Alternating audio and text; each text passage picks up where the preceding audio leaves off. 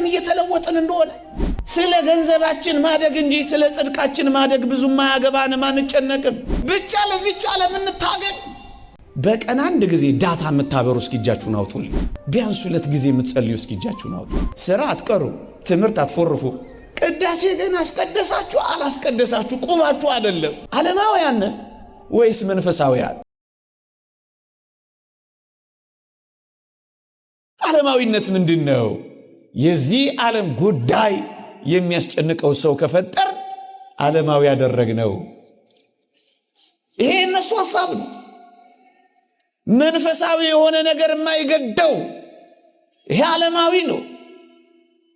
ስለ ቤተ ክርስቲያን አስተምሮ ምንም የማያሳስበው ይሄ ዓለማዊ ነው። ስለ ገዳማዊ ሕይወት ስለ ምናኔ የማያስጨንቀው ይሄ ዓለማዊ ነው። ይሄ እነሱ ብይን ነው። የተወደዳችሁ ኦርቶዶክሳውያን በዚህ ዓለም ላይ መፍጠር የፈለጉትን ሰው በደንብ ተመልከቱ። ምን አይነት ሰው ነው? የዚህ ዓለም ጉዳይ የሚያስጨንቀው ሰው ብቻ፣ መንፈሳዊ የሆነው ነገር ግድ የማይሰጠው ሰው ብቻ፣ የቤተ ክርስቲያን አስተምሮ የማይመለከተው አድርጎ ራሱን የሚቆጥር ሰው ብቻ፣ ገዳማዊና በዝምታ መኖርን የማያሳስበው ሰው ብቻ ከፈጠር ዓለማዊ ያደረግነው ብለው ያምናሉ። የተወደዳችሁ ክርስቲያኖች ይሄ ምንድነው ካላችሁኝ ዓለማዊነት ነው። ዚስ ሴኩላሪዝም ይላሉ እነሱ። እስኪ እኔና እናንተ ጥቂት እነዚህን ነገሮች እያነሳን እንፈታተሽ። እስኪ እየሰማችሁኝ ከሆነ እስኪ ጥቂት አንስተን እንፈታተሽ። ዓለማውያን ወይስ መንፈሳውያን? ኦርቶዶክሳውያንን ወይስ ዘመናውያን? በወጥመዳቸው ውስጥ እየገባን ነው ወይስ በመንፈሳዊነትና በክርስትናችን ከፍ እያልን ነው? እስኪ ጥቂት ደቂቃ ወስደን እንፈታተሽ። እስኪ የተወደዳችሁ ክርስቲያኖች ቀስ ብላችሁ እጃችሁ እንድታወጡልኝ ጠይቃለሁ። በመጠይቃችሁ ጥያቄ በቀን ቢያንስ 2 ጊዜ የምትጸልዩ ሰዎች እስኪ እጃችሁን አውጡልኝ። ጠዋትና ማታ ቢያንስ በቀን 2 ጊዜ የምትጸልዩ። በጣም ብዙ ሕዝብ ነው ያለው። የሚታየኝ በጣም ጥቂት እጅ ነው። ጥያቄውን ልድገመው ይሆን? በትህትና የምትሰውሩኝ እጅ ባይኖር ደስ ይለኛል። ነገሩ እንድንፈታተሽ እኮ ነው። በቀን ቢያንስ 2 ጊዜ 7 ጊዜ የሚለው የጸሎት ሥርዓታችንን ተውት። ቢያንስ 2 ጊዜ የምትጸልዩ እስኪ እጃችሁን አውጡ። መዋሸት አይቻልም። እግዚአብሔር ቤት ነን ያለን፣ የትም ብንሆን አይዋሽ። እሺ አውርዱልኝ። በጣም ጥቂት ሰው ነው። አሁን ሌላ ጥያቄ ልጠይቃችሁ። ቢያንስ በቀን 2 ጊዜ የምትበሉ ሰዎች እስኪ እጃችሁን አውጡልኝ። ቢያንስ 3 የሚለውን ተውት። በትህትና እንተው። አትበሉም እንዴ? እናውጡ። ታዲያ የምን ኩራት ነው? የምን እንትን ነው? የሚበላ ሰው ያውጣ፣ መልአክ ያልሆነ ሰው ያውጣ፣ ሰው የሆነ ሰው ያውጣ። እዛ ጋር ያላችሁ አትበሉም ማለት ክርስቲያኖች አውርዱልኝ። እርግጡን ልንገራችሁ፣ ስለ ሰማያዊው መንገድ ከእግዚአብሔር ጋር ስለ መነጋገር ብዙዎቻችን ግድ የለንም። ስለ ምግባችን ግን ከቶም ቢሆን አንደራደርም። ለዚህ ነው ይሄ ጉባኤ ይሄን ያሳየኝ። ባጭር ቃል ምን እንደጠየቅኳችሁ ታውቃላችሁ? እየሰማችሁኝ ነው? ድምፄ ይሰማል? ስለ ምግባችሁ እንጂ ስለ ጸሎታችሁ ካላሰባችሁ እመኑኝ ዓለማዊ የሆነን ነው። ለምን ካላችሁኝ የዚህ ዓለም ጉዳይ የሚያስጨንቀው ሰው የሆነን ነው። ልድገመው። ከእግዚአብሔር ጋር ስለ መነጋገር ቁብ የማይሰጠው ምግቡን ግን የማያስታጉለው ሰው እመኑኝ በእነሱ ብይን ዓለማዊ የሆነ ነው።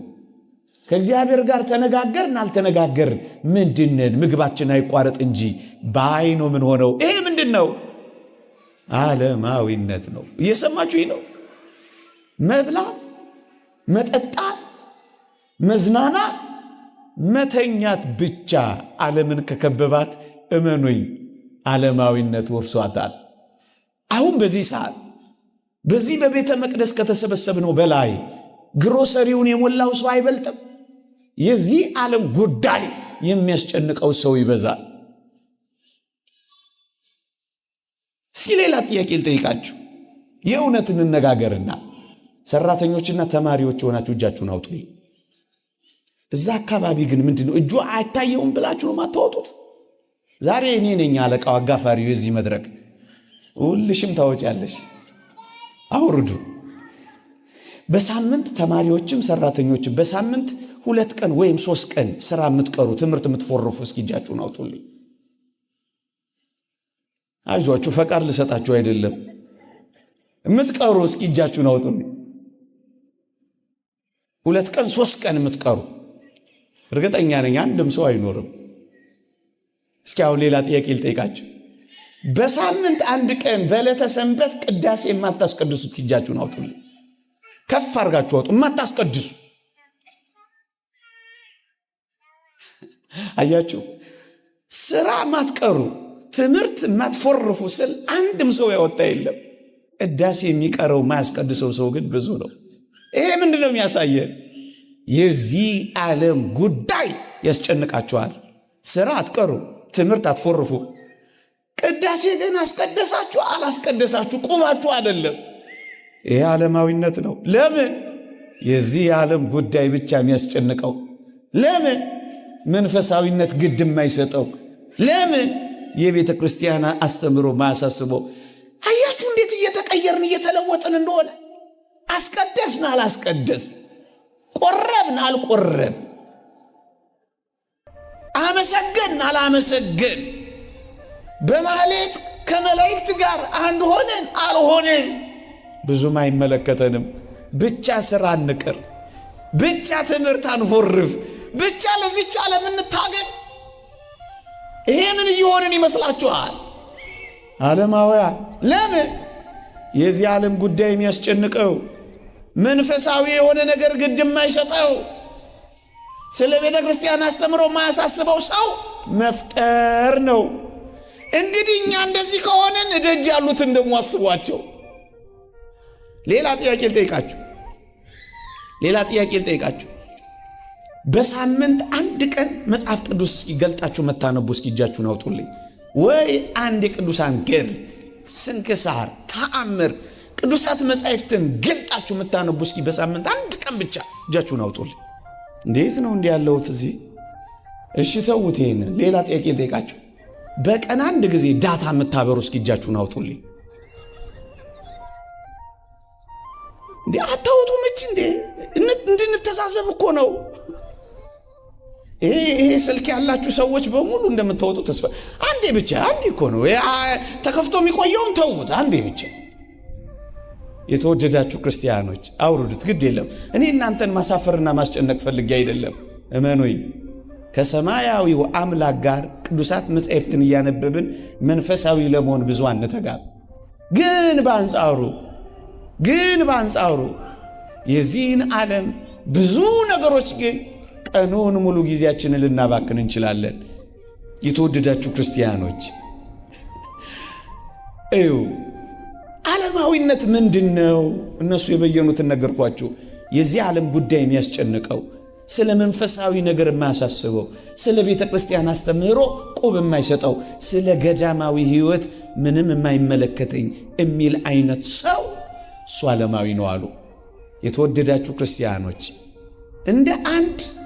እንደ አንድ ቀን ንግግር ብቻ ይህን እንዳታዩት። እመኖኝ፣ ሳናውቀው ዓለማዊ የሆንን ነው። እኛ እደጅ ያሉትን ተዉት፣ ግሮሰሪ የሞሉትን እግዚአብሔርን በቀዘቀዘ ስሜት እንኳን የማይረዱትን፣ ከዕለታት 1 ቀን ለቀብር የሚመጡትን፣ ማዕተብ ያሰሩትን፣ ጸሎት እንኳን አይደለም ቤተ እግዚአብሔር ለበዓል እንኳን የማይመጡትን፣ የዚህ ዓለም የዓይን አምሮት የልብ ምኞት አንቆ ያዛቸውን አይደለም እኛን እንኳን ተመልከቱን።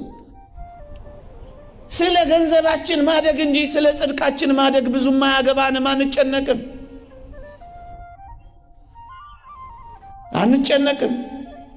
በሰው ፊት ስለ መመንደጋችን እንጂ በእግዚአብሔር ፊት በጸጋና በሞገስ ስለ ማደጋችን አይገባንም። የእግዚአብሔርን ቃል ተማርን አልተማርን ብዙም አይመለከተንም። እንደ ደረስ መለስ ጠዋት መተን ወዲያው ደግሞ መውጣት፣ ቆሞ ማስቀደስ፣ እጅ ዘርግቶ መጸለይ ብዙም አይመለከተንም። ምን እየሆነን እንደሆነ ታውቃላችሁ? የዚህ ዓለም ጉዳይ ብቻ የሚያስጨንቀን፣ መንፈሳዊነት ግድ የማይሰጠን፣ ስለ ቤተ ክርስቲያን አስተምሮ ማያሳስበን። እመኑኝ ይሄ ዓለማዊነት ነው የሚሉት። ዓለማዊ የሆንን ነው። እነዚህን ነገሮች በደንብ ሳብራራ ይገባችኋል። ጥቂት ደቂቃ ወስጄ እነዚህን ነገሮች አብራራለሁ። ስሙኝ። ዓለማዊነትን በሶስት ከፍለውታል የዚህ ሐሳብ አቀንቃኞች። ዋናው ዓላማ ከተቻለ ሃይማኖትን ማስወገድ፣ ካልተቻለ ማድከም፣ መንፈሳዊነትን ማቀዝቀዝ፣ ሃይማኖትን ማኮሰስ፣ ዓለማዊነትን ማኮፈስ፣ ማህበራዊ ሳይንስን ማግነ፣ እግዚአብሔር እንዲረሳ ማድረግ ብያቸዋለሁ ዓላማቸው። ሶስት የዓለማዊነት ዘርፎች አሉ ይላል ፕሮፌሰር ኬረን ዴብሌር የሚባል የዚህ ሐሳብ አቀንቃኝ።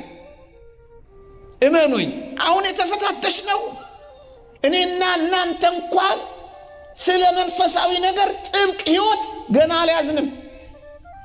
መመሪያችንን የእግዚአብሔር ቃል ከማድረግ ተመልሰናል። እንሰማለን እንጂ አንኖርም። መተን እንሄዳለን እንጂ እዚህ ልባችን አይቀርም።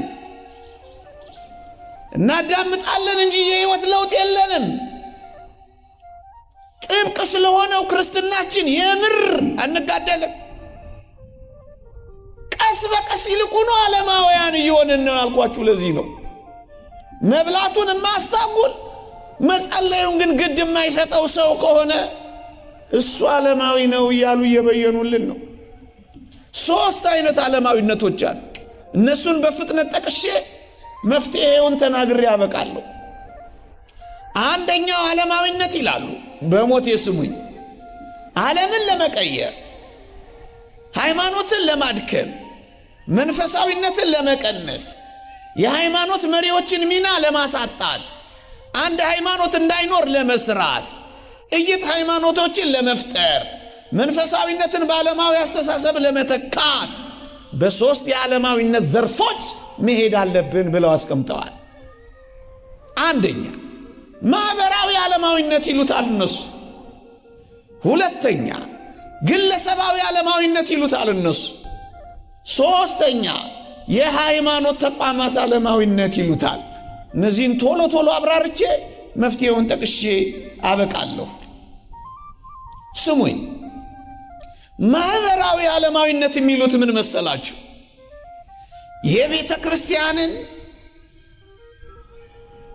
በመንግስትነት ቀብታ ከማንገስ፣ በፖለቲካ መስክ ተጽዕኖ ከማሳደር፣ መሪ ከመሆን፣ አማካሪ ከመሆን እስ ብሎ ይሄ ዓለማዊው ሐሳብ እግዚአብሔርን ገሸሽ አደረገው። የዚህ ዓለማዊው ሐሳብ ሴፓሬሽን ኦፍ ስቴት ኤንድ ሪሊጅን ይለዋል። የሃይማኖትና የመንግስት መለያየት ይላል። ከመጀመሪያው ከጥንት እግዚአብሔር ቀብቶ ያነግስ ነበረ። ህዝቡ እግዚአብሔር ስለሆነ ቀብቶ የሚያነግሰውም እግዚአብሔር ነበረ። በመንፈስ ቅዱስ ይሾም ነበረ። ማህበራዊ ዓለማዊነት ሲባል ግን መጀመሪያ እግዚአብሔርን ከመሪነት መገፍተር ነበር የጀመረው። ይሄ አጠቃላዩ የሴኩላሪዝም የዓለማዊነት የማህበራዊ ዓለማዊነት መፈጸሚያ መንገድ ነው የሆነው። ሁለተኛ ቤተ ክርስቲያንን እግዚአብሔርን ከትምህርት መስክ ገለል ማድረግ ነበር። እግዚአብሔር እንዳስተምር ትውልድ ስለ እግዚአብሔርና ስለ ስነ ምግባር እንዳይማር፣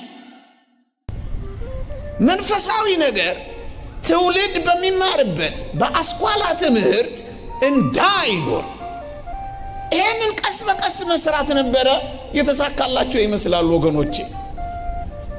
እግዚአብሔርና ስነ ምግባር፣ ስርዓት ያለው ህይወት፣ ደግሞ መንፈሳዊነት በስርዓተ ትምህርትነት በትምህርት ውስጥ እንዳይተገበር በዓለም አቀፍ ደረጃ ዓለማዊነትን በማህበራዊ ዓለማዊነት ውስጥ መፈጸም ነበር። ብዙ ማሳያዎች ልሰጣችሁ እችላለሁ፣ ጊዜ አስመሽባቸዋለሁ እንጂ። ለዚህ ነው ኢቮሉሽን ቲዮሪ የዝግመተ ለውጥ ሐሳብ የመነጨው እግዚአብሔር ሰውን የፈጠረው ሰው የመጣው ከሆነ ነገር ነው የሚሉ የትምህርት መስኮች ትውልዶችን ከእግዚአብሔር እንዲያቆራርጡ ሆነው ተቀመሩ። የተወደዳችሁ ክርስቲያኖች፣ መንፈሳዊነት፣ ጨዋነት፣ የታረመ መልካም ጸባይ ከሥርዓተ ትምህርት ውስጥ በወጣ ፈንታ አሉታዊ የሆኑ ምድርን ሊያበላሹ የሚችሉ አንዳንድ በትምህርት ስም ተሰነቀሩ። ምሳሌ ልስጣችሁ። አሁን በ2024 ባለፈው ዓመት አሜሪካን ውስጥ ትምህርት ቤት ውስጥ ያሉ ተማሪዎች ግብረ ሰዶማዊነትን ባስገዳጅ ሁኔታ አዎንታዊ በሆነ መልኩ እንዲማሩ ተገደዱ። ትምህርት ነው የሆነው፣ ካሪኩለም ነው የሆነው። ልክ ነው ብሎ ነው የሚያስተምረው፣ ተፈጥሯዊ ነው ብሎ ነው የሚነግረው። ኤክስ እና ራይት እንዳያገኝ ተሜ ሳይወድ በቅዱ ያጠና። አየ ትምህርት አድርጎ ካመጣው ሳትወድ በግድ ትጋተዋለ። ኤክስ እንደታገኝ ስትል ታጠናዋለ። ሰው እንዳይስቅብህ ስትል ትማረዋለ። ስራ ስለማትቀጥር ቦታ ስለማታገኝ ስትል ትተገብረዋለ። በምን? በትምህርት ውስጥ።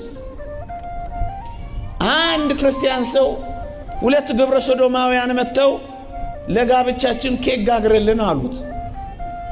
ኬክ ቤቱ የኔ ነው፣ እኔ ለእናንተ ኬክ አልጋግርም፣ እግዚአብሔር ይጣላኛል አላቸው። እንዲህ ያለው ኬክ አልጋግርም ያለው መብት አክባሪ ስላልሆንክ መታሰር አለብህ ተብሎ 2 ዓመት ነው የታሰረው። ኢትዮጵያ ውስጥ አይደለም ውጪ ነው። በግድ በትምህርት መስክ ገብቶ ሳትወድ በግድ መንፈሳዊነትን በግድ በዓለማዊ አስተሳሰብ በሰይጣናዊ አስተሳሰብ እንዴት እንደሚቀየረው ተመልከት። እኔ አስታውሳለሁ ገና የመጀመሪያ የኮሌጅ ትምህርት ስማር ገና የመጀመሪያው ክፍል እንደገባን አንድ የፍልስፍና አስተማሪያችን በቀጥታ መጥቶ እጃችሁን ወደ ጀርባችሁ ስደዱ አለ። ሰደድ። ሁላችንም ገና እኮ ጀማሪ ተማሪዎች ነን። በሉ እጃችሁን ይዛችሁ ወደ ታች ወረዱ አለ። የጀርባ አጥንታችንን ይዘን ወደ ታች ወረድን። አጥንታችሁ ተቋረጠ አለ። አዎ አጥንታችን ተቋረጠ። እውነትም ይቋረጣል የሆነ ቦታ ላይ ወደ ታች። አዎ ተቋረጠ አለው። በሉ እሱ ድሮ ጭራችሁ የነበረበት ቦታ ነው አለ። አንድ ምስኪን ፍሬሽ የሆነ ተማሪ ጭራ እዚህ ጋር ነው ሲባል እንዴት ሊደነግጥ እንደሚችል አስቡት። ያውም ከአስተማሪ ከዶክተር። ከዛ በኋላ ሁላችንም መቀመጫችንን መመልከት ጀመርን። ጭራችን ነበር አልነበረም እያለ እስካሁን አንድም ሰው ጭራ ያለው አላየሁም አለ። እንዴ እናንተ መካከል ደግሞ እንዳትተያዩ አደራችሁ። ይሄንን በትምህርት ቤት ስትሰማ ያውም ከአስተማሪ ያውም ከፕሮፌሰር ምን ሊሆን እንደሚችል እግዚአብሔር ያሳዩ።